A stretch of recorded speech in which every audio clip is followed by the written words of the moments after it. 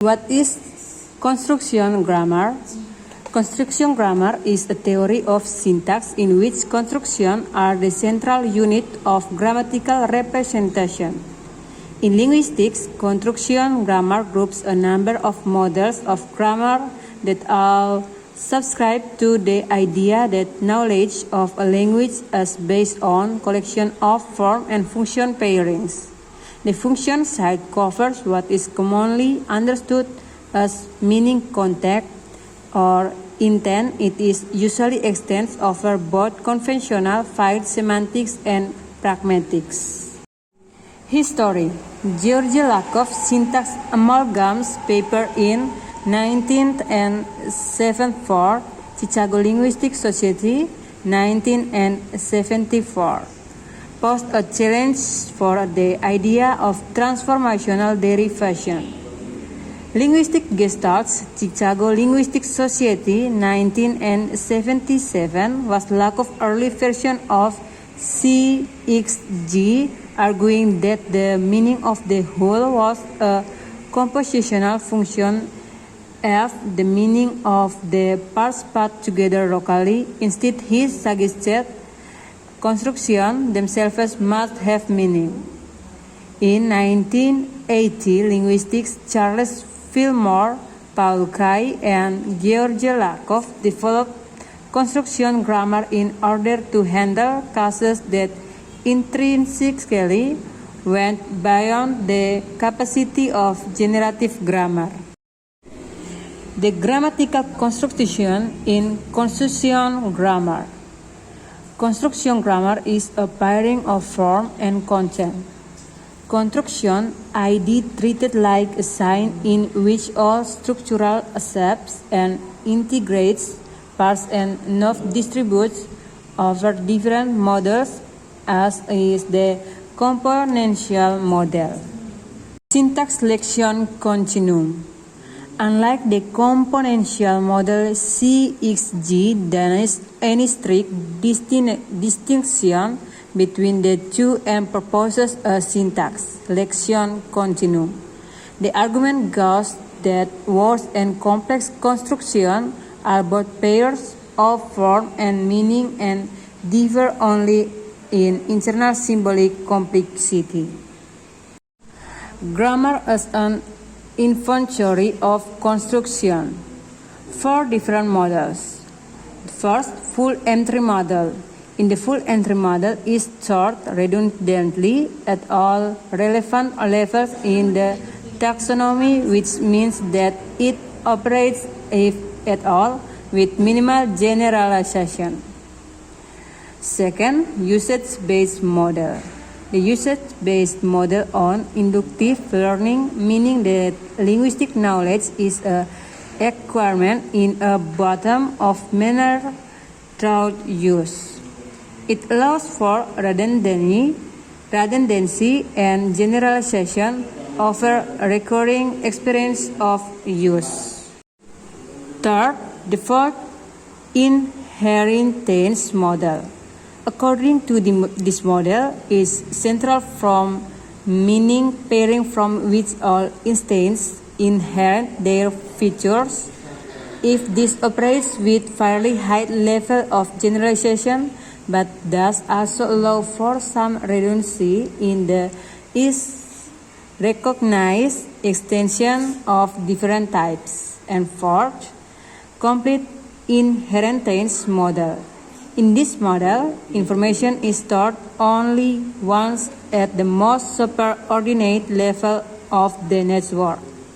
Instead, at all superordinate items, the complete inheritance does not allow for redundancy in the network. Synonym and monotony. Construction grammar is based on schemas and taxonomies. It does not operate with dynamic rules of derivation, rather monotonic. Since CXG does not operate with surface derivation from underlying structures, it rejects constructional polysemy and addressed to functionalists, linguists, Doug Bollinger's principle of no synonyms with idle. Goldberg elaborates in her book. This means that construction grammarians argue, from instance, that active and passive versions of the same preposition are not derived from an underlying structure, but are instances of two constructions. And constructions are pairings of form and meaning.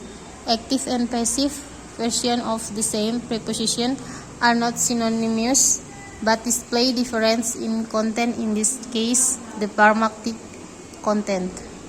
Some of its proponents or developers are the Neural Theory of Language or NTL group at UC Berkeley and the University of Hawaii, particularly including Benjamin Burgess and Nancy Chang.